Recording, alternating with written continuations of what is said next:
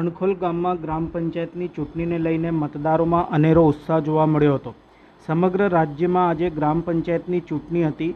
વડોદરા ગ્રામ્યની જો વાત કરીએ તો 250 કરતાં વધુ ગ્રામ પંચાયતમાંથી 218 ગ્રામ પંચાયતની ચૂંટણી છે અને 34 જેટલી ગ્રામ પંચાયત સમરસ થઈ ચૂકી છે। વડોદરા ગ્રામ્યના અણખોલ ગામે આજે સવારથી જ મતદારોની કતારો જોવા મળી હતી। મતદારોએ ઉત્સાહપૂર્વક મતાધિકાર કર્યું હતું અને પોતાના મતાધિકારનો ઉપયોગ કર્યો હતો। અણખોલ ગામની વાત કરીએ તો 3 મહિલા ઉમેદવારો સરપંચની દાવેદારી નોંધાવી હતી, જેમાં ઉમેદવાર ફાલ્ગુનીબેન પારેખે જણાવ્યું હતું કે ગામમાં પાણીની સમસ્યા ખૂબ જ વિકટ છે।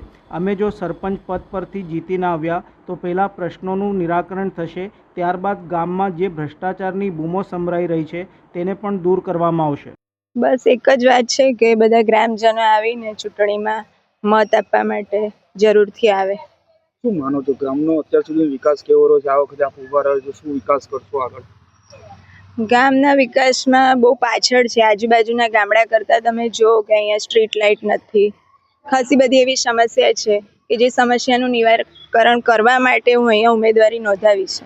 અગાઉના જે સરપંચ છે ભ્રષ્ટાચારના ખૂબ આરોપો લાગે। ગઈકાલે પણ એક વુડા કચેરી ખાતે આવેદનપત્ર પણ આપવામાં આવ્યું કે પાણીની સમસ્યા, તો આપ આવશો તો શું કરશો ગામના વિકાસ માટે? એ જ કે પાણીની સમસ્યા છે એ તો આપણે નિવારણ લાવવાનું જ છે। પહેલાંના સમયમાં અહીંયા તળાવમાં કેટલું મોટું એ નાખેલો છે 6 કરોડ કે ઉપરનો, પણ એ ચાલુ કર્યો નથી અને હમણાં એકદમ સડી ગયો છે એ વસ્તુ।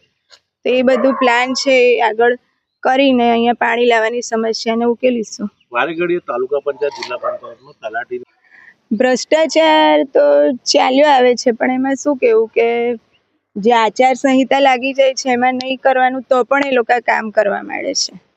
તો એ કામ ના થવું જોઈએ કે જ્યારે આટલા વર્ષ સુધી તમે બેસી રહ્યા, આટલા દિવસો થયા તો તમે કામ ના કર્યું, તો હવેના સમયમાં તમારે હમણાં ચૂંટણી આવી એટલે બધે કામ નહીં કરવું જોઈએ। હા હશે તો જરૂરથી ઉકેલ લાવીશું અમે। જીતનો કેટલો વિશ્વાસ? 100% જીતનો વિશ્વાસ છે।